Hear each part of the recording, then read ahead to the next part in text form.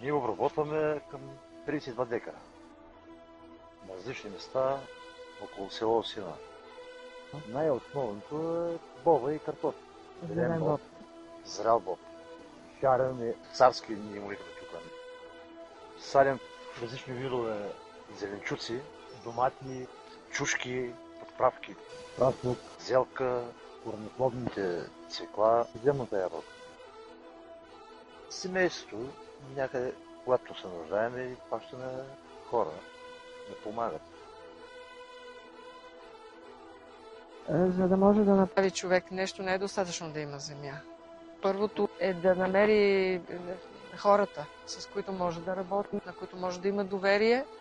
Причината, с която се запознахме и дойдох тук, защото Виктор е един от първите хора, да не кажа в Родопите едва ли има друг, който първи започна 2 години преди да се познаваме, работил с ефективните микроорганизми.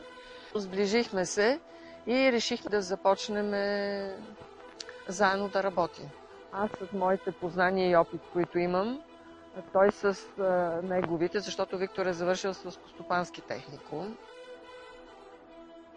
Всичко, което съдим, са местни сортове, стари. Над 25 години се пази това семе, което се съди тук, картофите и боба. За останалите зеленчуци аз купувам биосемена. Ефективни микроорганизми, разреден разтвор. Това ни е нашия биотор, ли да го кажа? Биотор. Ние се стремим да отглеждаме чиста, прясна, истинска храна.